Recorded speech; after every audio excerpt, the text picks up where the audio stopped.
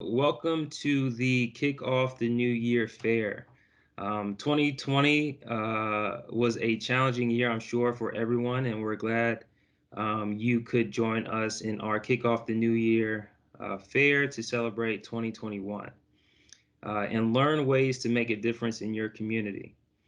So the theme of our Kick Off the New Year Fair is to resolve to volunteer.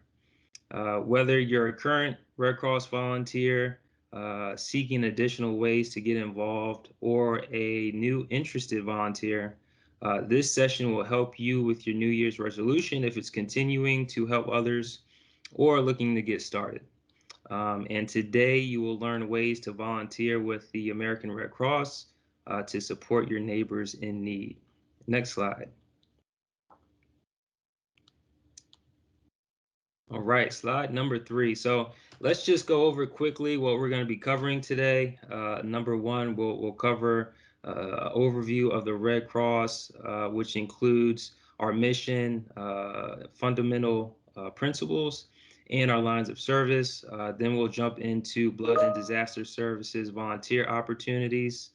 And then that will lead us to virtual and leadership volunteer opportunities. And then we'll discuss the benefits of volunteering and then next steps to get started as a volunteer. And then we'll open the floor for questions. Again, I encourage you all to add questions to the chat box or just write them down so you'll be able to share at the end of the session. Next slide. All right, slide number 4. So in front of you, you have the mission of the Red Cross. The mission of the American Red Cross is to prevent and alleviate human suffering in the face of emergencies by mobilizing the power of volunteers and the generosity of donors, right? So basically, whether it's helping communities prepare, respond, and recover from disasters, helping to supply life-saving blood to patients in need, or supporting our military members and their families. This mission is at the core of what we do. These are just a few areas that our mission touches, and we could not do it without the help of our volunteers. Next slide. All right, slide number 5. Here at the Red Cross, we have 7 fundamental principles, as you can see in front of you. We have humanity, which is, the Red Cross is here to meet a person's basic needs when they need it the most. Impartiality, we are here to help anyone and everyone. Neutrality, we do not choose sides. Independence, the Red Cross is not a federal agency. We do maintain our own identity separate from the U.S. government. Volunteer service, 90% of our workforce of the American Red Cross is made up of volunteers. So again, we can't accomplish our mission without our volunteers. Unity, Red Cross must be open to all and it must carry on its humanitarian work. And last but not least, universality. All Red Cross societies worldwide share the same responsibility, and that is to help people. These are not just the principles of the American Red Cross, but are the principles for all Red Cross national societies throughout the world. So it's imperative for our volunteers to always follow these principles in all Red Cross services, which we'll discuss next. Next slide, please. All right, so slide number 6. So you can see these are the 5 areas the American Red Cross works in today. So we have preparedness and health and safety services. Red Cross trains the local community in areas like first aid, CPR, AED, babysitting, and more. And then we have our biomedical blood services. Red Cross supplies 40% of the nation's life-saving blood supply to patients in need. Then we have our disaster services. We help communities prepare, respond, and recover from disasters. Then we have our service to the armed forces. The Red Cross helps members of the military, veterans, and their families prepare for, cope, and respond to the challenges of military service. And then we have international services. International services helps families separated by crises, helps to rebuild communities devastated by disasters, and works alongside health organizations to eliminate global disease. So the international service of the Red Cross works every day to provide relief. Next slide, please. All right, so here on slide number 7, you can see how our work impacts lives every day. And I won't go through each one. I just kind of want to highlight 2 that jump out to me. Every 60 seconds, 63 people are assisted by the American Red Cross. And then also 190 times a day, Red Cross volunteers help a family affected by a house fire or disaster. Next slide. All right, slide number 8. So the Greater Carolinas region, or what some of you might have heard, the GCAR region, is comprised of 47 western counties and 4 South Carolina counties. So in front of you, will see that Eastern North Carolina is a separate region, but we work very close with them, especially when hurricanes hit the North Carolina coast. Red Cross volunteers must volunteer in their local chapter. If you reside outside of the Greater Carolinas region, please let us know. We will be happy to connect you with representatives from your local chapter after today's presentation. Next, we will share a short video to show some of our volunteer opportunities during COVID.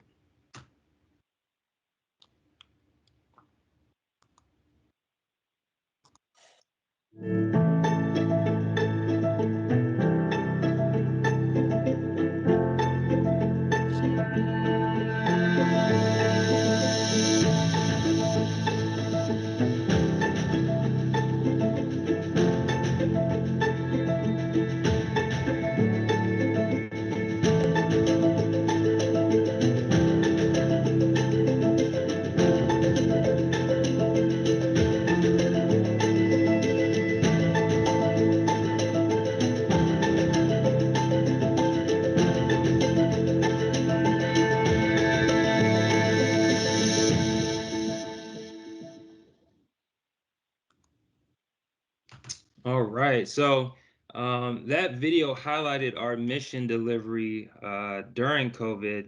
And in that video, you saw many volunteers on the ground helping, but there is a whole team of virtual volunteers behind the scenes to make this happen. Um, COVID has not stopped Red Cross service delivery, but it has changed how we provide service to our community. We have adapted all of our volunteer opportunities in the community to meet CDC guidelines or to be virtual to provide compassionate service during times of need. So next we will discuss blood services volunteer opportunities, and I'll pass it to my partner, Senior Recruitment Specialist, Casey Marshall.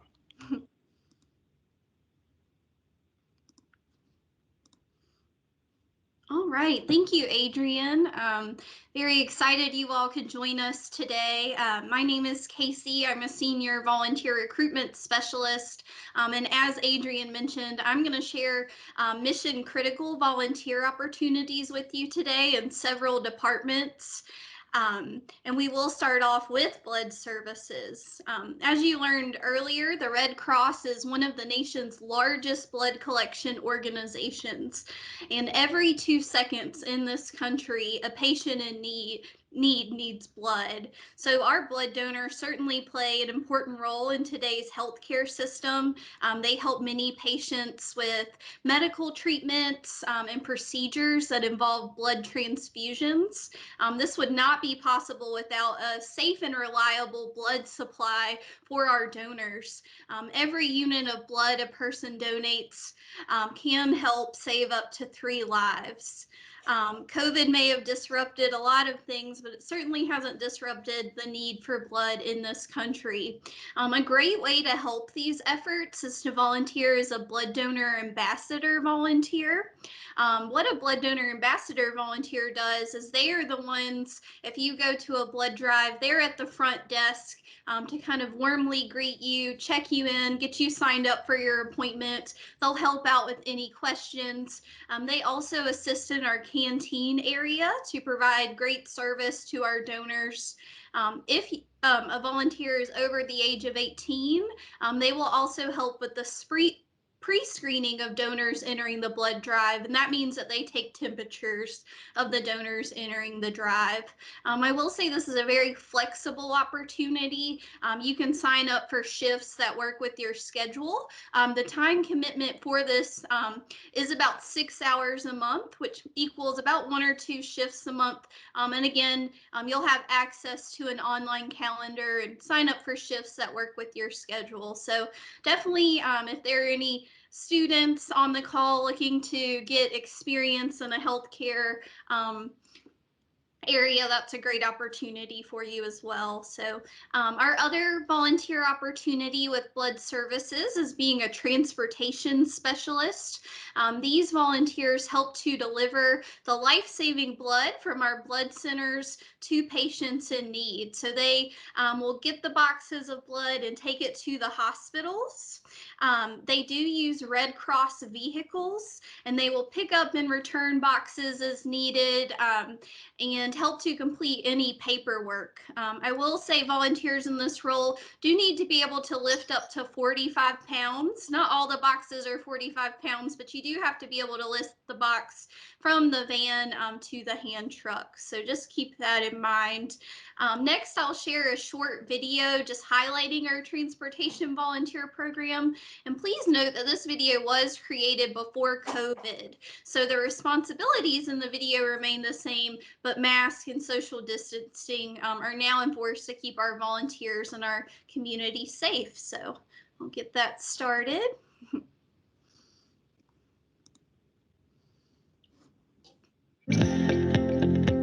You know you're helping somebody when you're bringing them blood. It's a life-saving thing. It just feels good as an experience to know that you're giving back. I don't ask for anything in return. That's what I get. That's my payment. My position as a transportation specialist is Basically the same as a delivery driver. You go to a location, you pick up a package, you take it to a hospital, you come back and bring it empty if you have it back to your location. I like the fact that I'm volunteering. I can choose the days, the times that I usually can do that, and it's usually at my convenience. they have scheduled routes. They have standby duty. It's a real flexible job, and they work with you on your schedule, on your timetable. And I sign up for a day and I have a day. It's not that hard of a job, and I'm glad to be a part of a life-saving process. And that's what warms my heart, is I get to help deliver the blood to the hospital that saves people's lives.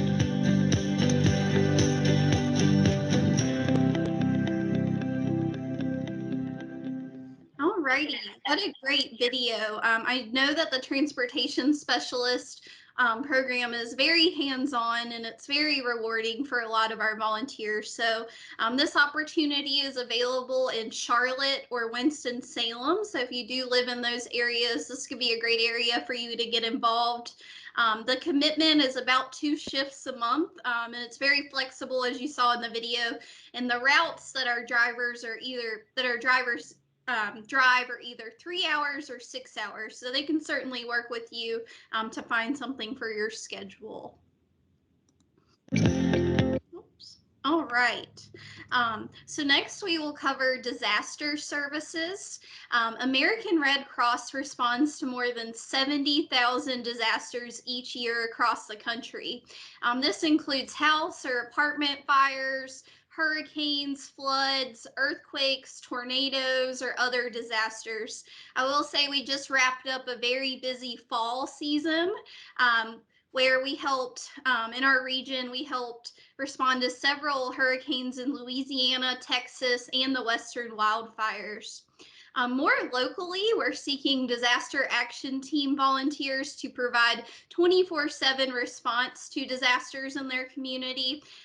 Before I jump into the day-to-day responsibilities of being a disaster action team volunteer, I'm going to share a short video where you can meet some Red Cross volunteers. They describe their experience as a disaster action team volunteer. And again, just keep in mind that this video was taken before COVID, but should still give you a good idea of what these volunteers do.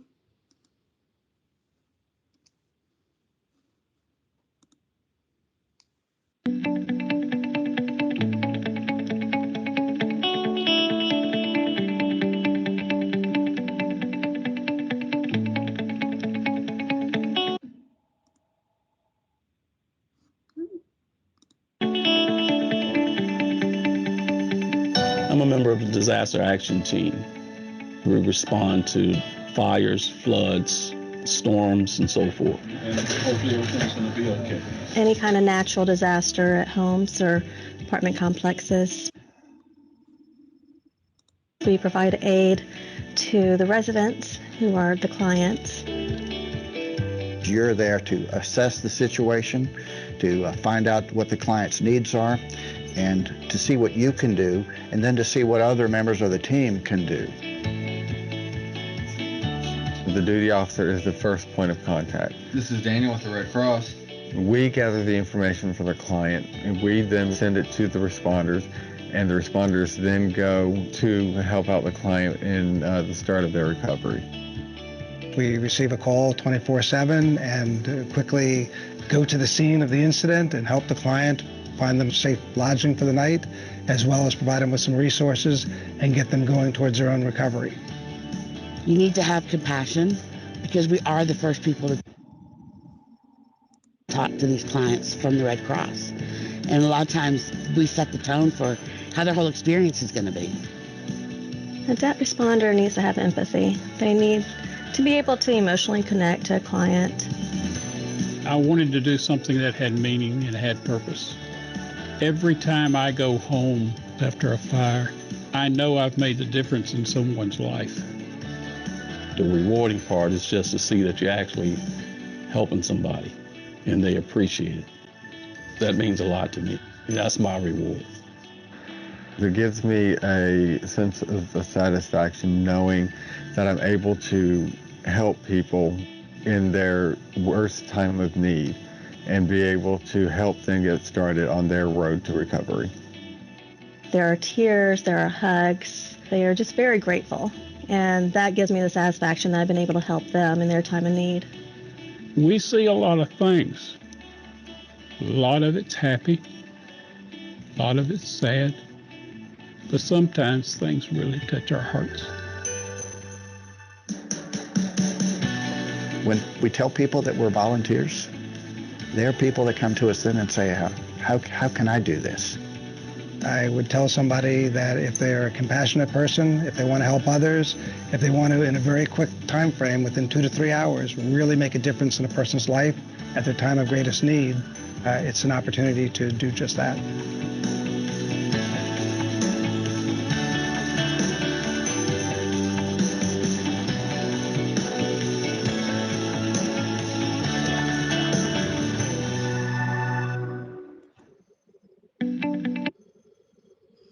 Alrighty, for those of you joining by phone, we are moving on to slide 14.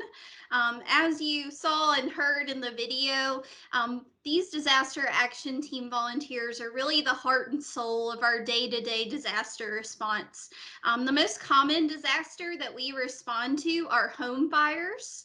We do also respond to major storms, but basically our disaster action team volunteers are there to ease the difficulties of people unexpectedly overwhelmed with disasters. If you think about it, sometimes our disaster action team volunteers are there responding on the worst day of someone's life. If they just lost their home in a home fire, lost a family member in a home fire, we're there to provide that compassion and that care and get them on the road to recovery.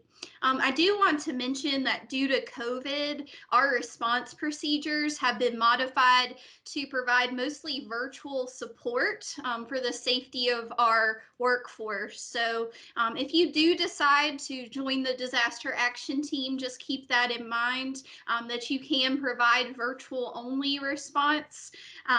During the virtual response, our volunteers are there to provide comfort, hope, and resources.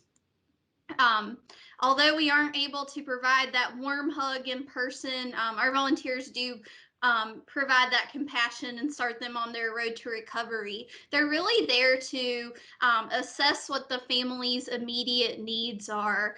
So for example, if a family lost their home in a home fire, Red Cross can actually provide financial assistance to get that family in a hotel for a few days, or get them their medications or eyeglasses that they need. They will also provide community referrals to our partners, and we can provide referrals to other Red Cross services like mental health, health services, and spiritual care. I will say, depending on the situation, some volunteers have the option to provide in-person service. This could be contactless delivery of resources. If there's a major storm, we may call on these volunteers to open and operate a shelter. And we will also provide canteen services to first responders during an emergency. I do want to point out the time commitment to this.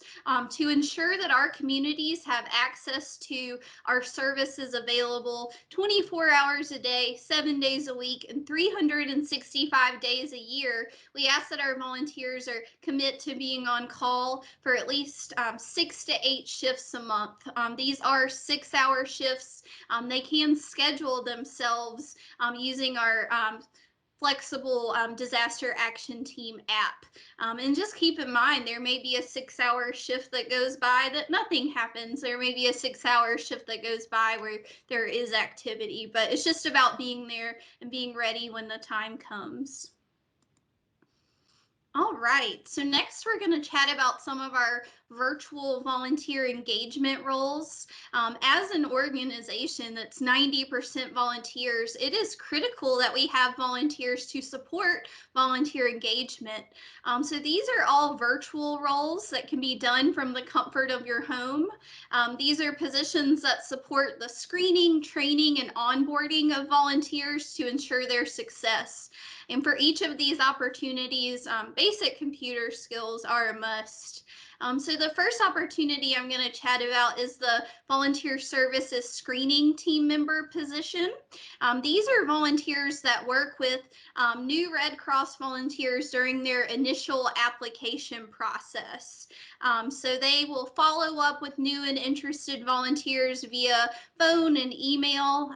They utilize our volunteer connection database to ask them about 10 screening questions. And this is to help new volunteers find a volunteer opportunity that matches their skills, their interests, and their availability. I will say this role, the time commitment is about 2 to 4 hours a week, and we're currently looking for someone or a couple of volunteers on Wednesday and Thursday mornings. So the next role is our blood administrative volunteer.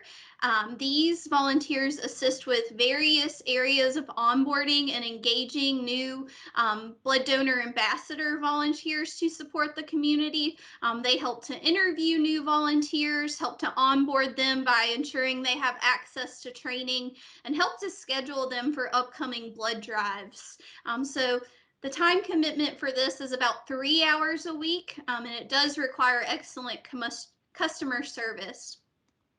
Lastly, our volunteer services onboarding lead helps to onboard new volunteers from all departments. That means when new volunteers join the organization, they make sure that they receive a welcome flyer with important information to be successful, and they also help to facilitate our virtual volunteer orientation to volunteers across the region. So this is an excellent role for someone with training and facilitation experience. The time commitment for this is about 5 hours a week.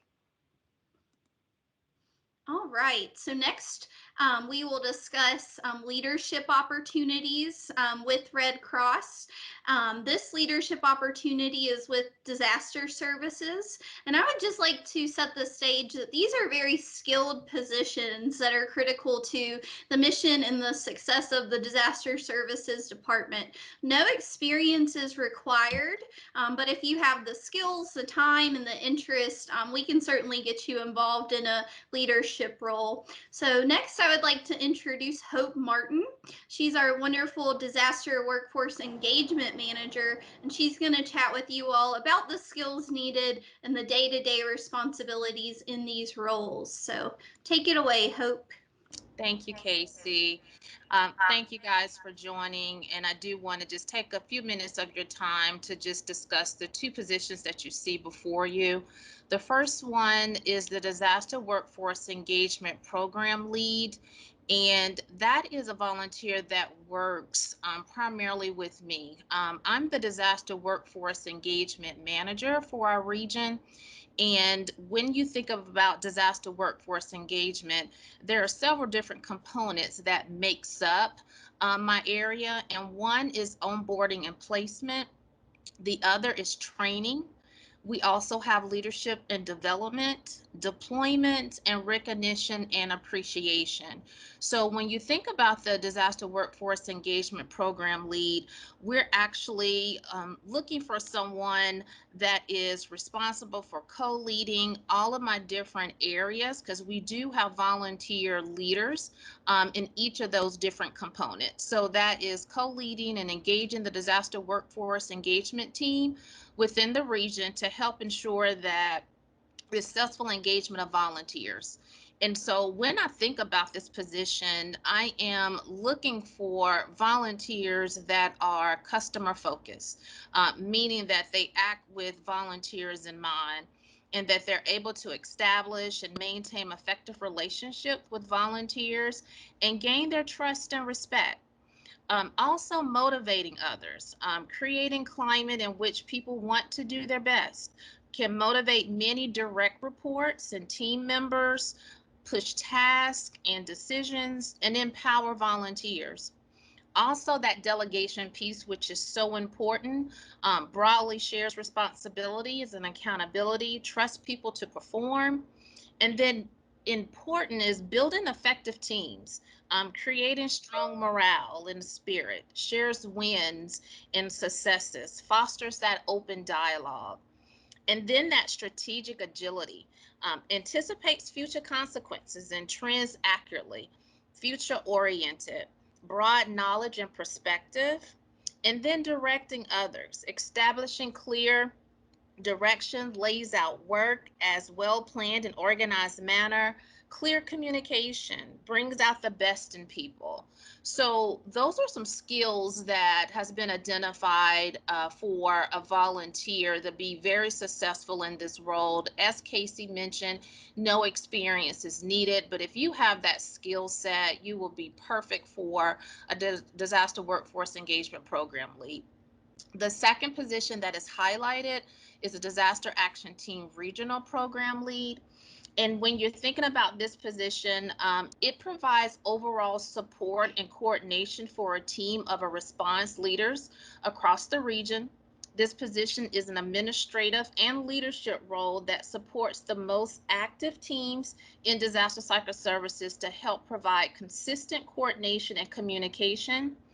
And we're looking for someone with exercise in leading teams, building teams, project management, and most importantly, has a desire to serve our communities in the face of a disaster. If you remember, you just saw the quick video about our disaster action teams, and that literally the disaster action team regional program lead is working with those volunteers. So thank you for allowing me to have the opportunity to provide you with additional details about the two positions that is highlighted. So Casey, I will turn it back over to you. All right, thank you, Hope. I appreciate that. Next, we will move on to another leadership opportunity, and this opportunity is with our Service to the Armed Forces team. American Red Cross provides a range of care throughout a service member's career and after their military service ends. We respond to military families experience an immediate need by providing emergency communications, family follow-up, and access to financial assistance. We also have a resiliency program, and this is a team of licensed mental health professionals that offer training opportunities to military members, veterans, and their families to build resiliency. So they provide workshops that cover topics like communications, stress, depression, and anger management. So we are seeking a resiliency lead volunteer to help manage this resiliency program. The resiliency lead does not need to have a mental health license because this is more of an administrative role to the program. So like the disaster leadership opportunity, there's no experience required as training will be provided. So we're seeking volunteers with project management, organizational, and leadership skills, and they will support this program by ensuring the upcoming workshops have a facilitator, they have a volunteer to help the facilitator. If travel is necessary for the workshop, they may help to set up lodging. They'll help to prep any paperwork and reach out to community partners to set up workshops. The time commitment for this is a little bit lower. Generally, it's about 2 to 3 hours a week. If there is a workshop or an event coming up, it may require more time that week, maybe 4 to 6 hours, but on average, just a few hours a week, and you can really help our military members and their families. Oops, sorry. Alrighty. Next, I'm going to turn it over to my coworker. She's a volunteer recruitment specialist, Sabrina Klein, to discuss the benefits of volunteering and how to get started as a volunteer. So take it away, Sabrina. I sure will. Thank you, Casey. Volunteers play such a critical role within our organization. Of course, Adrian mentioned earlier we're 90% volunteers. Without you, our key services in the communities would not be possible. So you may be sitting there thinking, if I become a Red Cross volunteer, how can this benefit me? Well, we've got several listed there. You can meet new people. You can take first aid training and CPR training 90 days after you've started with us. Make a difference in the community, resume building experience, networking opportunities with community leaders, service learning experience, public speaking abilities, and also leadership skills. So, do you think the Red Cross is the right place for you? We hope so. Next slide, please, Casey. The 5 steps to take to become a volunteer. I know we have a mixed audience on here. We've got some that are current volunteers and some that are new. They're just interested in learning about what the Red Cross and how to become a Red Cross volunteer. Well, these are the 5 steps. The first thing, if you're not currently a Red Cross volunteer, visit redcross.org/volunteer and click on Apply Now. And don't worry about writing these down. The two will be glad to touch base with you after the presentation. The second one, read and agree to the Red Cross policies.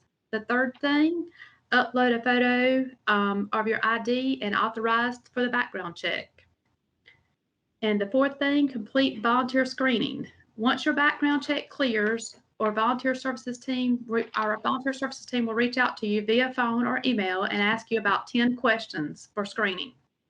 You can include the responses in an email back to us. The application process usually takes about a week.